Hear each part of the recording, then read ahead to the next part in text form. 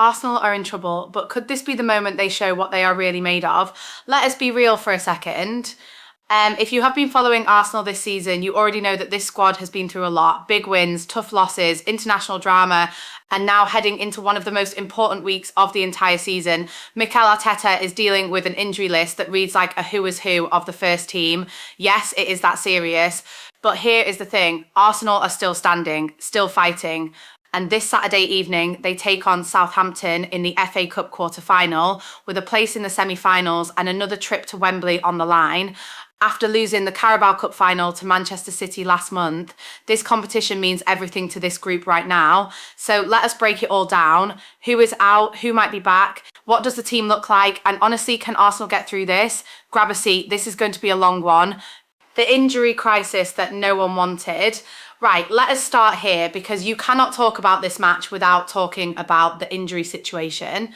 Heading into Friday, as many as 13 Arsenal players were not spotted in the official training photos posted on the club website. 13, that is not a small number. That is more than half a starting lineup. And while some of those absences might just be about resting players carefully, the fact that so many key names were missing tells its own story. So who are we talking about? Eberechi Eze picked up a calf problem before the international break. He was already ruled out before the 2-week pause even started, so he did not travel with England.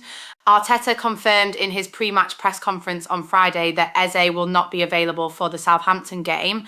That is a big miss given how well he has settled in and the kind of impact he can have off the bench or from the start. Piero Hincapi, the left-back who joined to provide cover and competition in that area, also picked up an injury during the international break. He too was ruled out by Arteta on Friday. He has not had the easiest run since arriving, but losing him still limits the options available to the manager. Noni Madueke is another one who picked up a knee injury during England's friendly against Uruguay. The news sounded alarming at first, especially for a player who had been building some nice momentum, but Arteta was pretty clear that the injury is nowhere near as serious as it first appeared. He is expected back within days, which is a big relief. Still, he will not be involved against Southampton. Now, here is where things get really interesting. William Saliba, Gabriel Magalhaes, Martin Zubimendi, Declan Rice and Bukayo Saka, 5 of Arsenal's most important players in the entire squad, and all 5 of them withdrew from international duty during the break. None of them were seen in Friday's training photos either, and when Arteta was asked about them at the press conference, he was giving nothing away. His exact response: he said the team would see on the day and that he was happy to let people speculate. That is classic Arteta, but for fans watching at home, it is the kind of answer that keeps you up at night. Think about what that group of 5 represents for Arsenal. Saliba is arguably the best centre-back in the Premier League right now. Gabriel, alongside him, makes up one of the most reliable defensive partnerships in Europe. Rice is the heartbeat of the midfield, the man who does so much of the invisible work that makes everything else function. Zubimendi was brought in to add quality and depth in that area and has already shown what he can do. And Saka, well, you all know what Saka means to this team. Leandro Trossard has also been dealing with a knock and was not in the training pictures either. Martin Odegaard, the captain, was missing from the photos too, although Arteta did confirm that both Odegaard and Jurriën Timber are in contention to feature against Southampton. Timber missed the Carabao Cup final against Manchester City with a minor issue, so seeing him potentially back in contention is encouraging. Odegaard being available would be massive. He is the kind of player who changes the tempo and the creativity of everything Arsenal do going forward. Mikel Merino remains injured and was not expected to be involved. Young defender Marley Salmon, who has featured in some senior squads and played 62 minutes in the FA Cup win over Mansfield Town earlier in the competition, was also absent from training. So ask yourself this: if you were picking an Arsenal squad this weekend, how many of those first choice names would actually be available? And does that change how you feel about their chances against Southampton? The players who look ready. Now, let us talk about the players who were actually seen in training, because it is not all doom and gloom. Miles Lewis-Skelly was photographed in the session. The young left-back has had a breakthrough season that very few people predicted at this level, and he looks like one of those players who simply does not feel the pressure. He has a calmness about him that you do not usually see in someone so young, and he has been excellent when called upon. Kai Havertz was also there. Havertz has been one of the most improved players in this Arsenal squad over the past year. He works incredibly hard, he can play different roles, and his ability to pop up with important goals in big moments has grown throughout the season. Gabriel Martinelli was pictured too. When Martinelli is on form and fully fit, he gives Arsenal a different energy on the left side. He is direct, he is fast, and he makes defenders uncomfortable. If he starts, Southampton will need to be very switched on to deal with him. And then there is Max Daumann. The young Arsenal Academy player has been creating quite a buzz, and Gabriel Jesus himself has spoken about him, calling him crazy in the most complimentary way possible. Daumann made a huge impression with England under-19s during the international break, and the fact that he is being mentioned alongside senior starters is exciting to see. He could have a real part to play. These are the 4 players that Arteta is likely building his starting lineup around this weekend, and honestly, you can see a team forming around them that still has quality and determination, even if it is not the strongest 11 on paper. But this brings up an important question. In a season where Arsenal are fighting on 3 fronts, is it better to give those injured players more time to recover for bigger games ahead? Or do you go all out for the FA Cup quarter-final and risk making things worse? What would you do if you were Arteta right now? The goalkeeper question everyone is asking. Now, this is where things get really spicy. Arsenal have 2 goalkeepers in the mix. David Raya, who is the #1 choice in the Premier League, and Kepa Arrizabalaga, who has been the cup goalkeeper for much of the season. The problem is what happened at Wembley in the Carabao Cup final. Kepa was at fault for Manchester City's first goal in that game. It was a moment that shifted the entire final, and it left a lot of Arsenal fans questioning whether the Spanish keeper should keep his place in the cup team going forward. Arteta was asked directly at the press conference whether the goalkeeper starting on Saturday would be Spanish and have a name ending in A. His answer was brilliant in its own way. He said the goalkeeper is European, is under 32, right-footed and speaks at least 2 languages. Both Raya and Kepa are Spanish, both are under 32, both are right-footed, both speak at least 2 languages. So Arteta basically told everyone everything and nothing at the same time. What do you think? Should Kepa get another chance to prove himself, or would you bring Raya in for a game this important? Drop your thoughts, because this is genuinely one of the most interesting decisions Arteta has to make this weekend.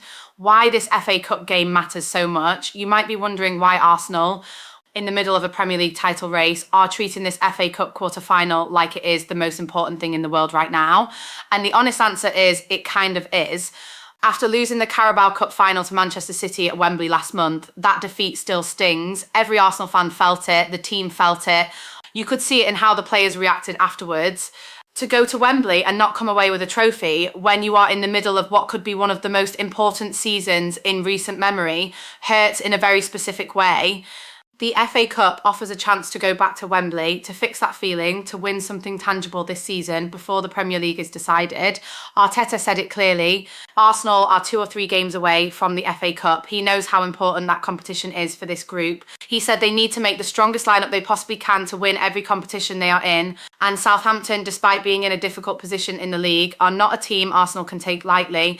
Any team can beat anyone on a given day in the FA Cup. That is what makes it special. That is also what makes it dangerous for a team like Arsenal going in with so many injury doubts. What is at stake beyond Saturday now? Here is the part that really puts Saturday into perspective. Even if Arsenal come through the Southampton game, the next week is absolutely enormous. The Champions League quarter-final first leg against Sporting CP is coming up next week. That is a massive European tie that Arsenal have been building towards all season. Getting through a Champions League quarter-final and reaching the semi-finals would be an incredible achievement, and the whole squad needs to be as fit and fresh as possible for that challenge. Then on either side of the second leg against Sporting, Arsenal have Premier League fixtures against Bournemouth and Manchester City. The City game in particular is enormous in the context of the title race. Yes, the title race. Arsenal are still very much in the fight for their first Premier League title since 2004. That is not a small thing. That is generational. That is the kind of achievement that changes the way a club is spoken about for. And right now, with City still breathing down their neck and big games coming thick and fast, every single decision Arteta makes in the next few weeks matters. So when you look at the injury situation this weekend and you see names like Saliba, Rice, Saka and Odegaard potentially being managed carefully, you have to at least consider whether Arteta is playing the longer game. Is he protecting those players for the Champions League and the City match? And if he is, can the squad that does play against Southampton actually get the job done? This is the real test of depth. This is where the squad building over the past few years either pays off or it does not. How did we get here? Let us take a step back for a second and think about how this injury situation actually happened. A huge number of Arsenal players went into the international break carrying issues or managing fitness. 11 Arsenal players withdrew from international duty during that 2-week period. 11 for Arteta. Navigating international breaks is always a complicated business. Players want to represent their countries. They are proud of where they come from and they want to pull on that shirt. Arteta himself acknowledged that in his press conference, saying how proud the club is to have so many international players and how supportive they try to be of that. But at the same time, when you are in the middle of a title race and fighting on 3 fronts, injuries during international breaks are absolutely devastating. Madueke's knee issue happened during an England friendly. Hincapie picked up his problem while away.